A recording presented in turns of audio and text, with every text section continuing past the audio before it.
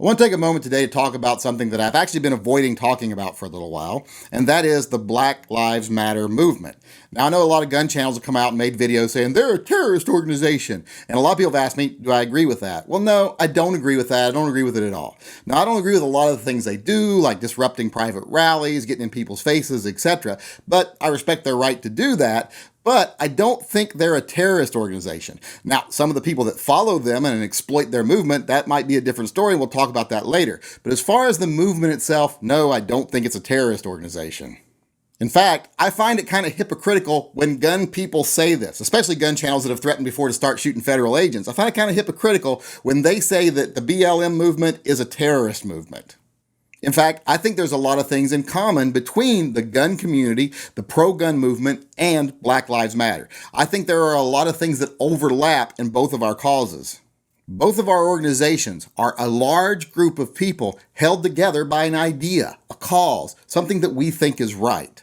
For us, it's the Second Amendment. For them, it's fair and equal treatment under the law. And just like when we stand up and say, we have a right to do this, that doesn't mean we're disparaging other people's rights to not do it or do something different. We're saying we have a right. And when they say Black Lives Matter, they're not saying only Black Lives Matter. They're saying Black Lives Matter too. So when people say, oh, you all care about your guns, that's not all we care about. We just care about guns too. When you say all they care about is Black lives, no, that's not all they care about. They just care about Black lives too. Now, a lot of people will try to say, though, that the fact that there's more black people in prison is proof that there's discrimination against black people. Well, that's not proof, because more black people commit violent crimes. Per capita, they account for most of the violent crimes. That's just the reality. Now, you might say it's not because of the color of their skin, it's because of other factors, and I agree with you. But the reality is, more minorities commit more violent crimes per capita. Now, I will concede that there is still a bias, even in that system, though, because if you take a white man and a black man that have committed the same crime and they're both first-time offenders, the black man is far more likely to receive maximum sentencing, including jail time, than the white guy is. That is a bias. That's a true bias.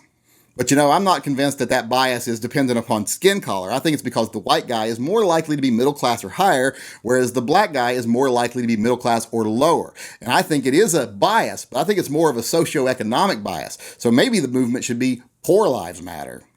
Now, there are some people that will try to use the fact that more black people commit crimes as validation for police violating their rights or even shooting them without just cause. That's ridiculous. Just because people that share your skin color tend to commit more crimes doesn't mean that you as an individual have any less right to be treated fairly by law enforcement and the law. If a police officer wants to take more precautions when approaching someone they think might be more likely to be a criminal, that's fine, as long as those precautions don't include violating that person's right or putting that person in a place of danger when they haven't done anything. If you're a police officer and you want to negate all risk to yourself and you think you need to do that by violating other people's rights, then you need to find another job, because being a police officer is dangerous and no one made you be one. So take all the precautions you want to take. But if you think you should be totally safe, then you're not suited for the job. Go find something else, because you don't have the right to violate someone's personal and civil rights simply because you feel like they might be more of a threat because of their skin color. To put this in a way that most gun owners might be able to relate to, let's look at mass shooters. Throughout history, the vast majority of mass shooters, almost all of them, have been gun owners.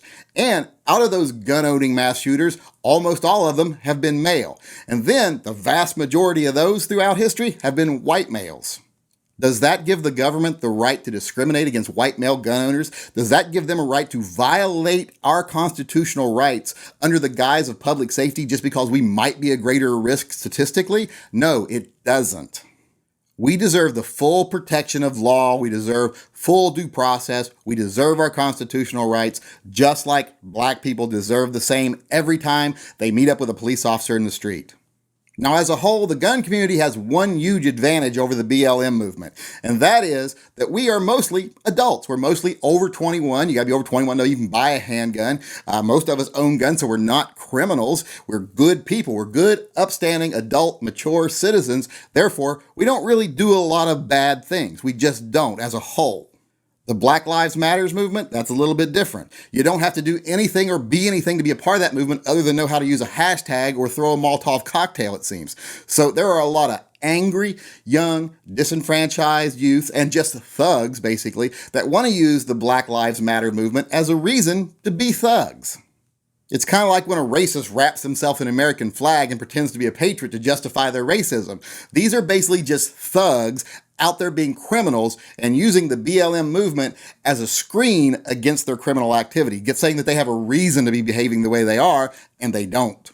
Now, one other advantage we have as a gun community is we tend to be better at policing our own. We tend to look at people that if they're doing something wrong with a gun, we point it out. We're like, hey, you're stupid, quit doing that. And if someone commits a crime with a gun, we're usually like, hey, you committed a crime, take your punishment. The Black Lives Matter movements, not so much. They need to start realizing that every time some thug is shot by a police officer while holding a gun, that's not an excuse for a movement. That's not an excuse for a riot. That's not even cause for sympathy. You need to get a little bit better at discriminating between those two things. You have to start realizing that everything done to the black community isn't some sort of violation of their rights. Sometimes it's justified. So right now, I'm going to say the Black Lives Matter movement is not a terrorist organization. However, some of the people that have co-opted it, they are terrorists. They're nothing more than thugs and terrorists. And unless the black community struggles and does what they need to do to take back the movement, then pretty soon it'll be nothing more than a terrorist organization.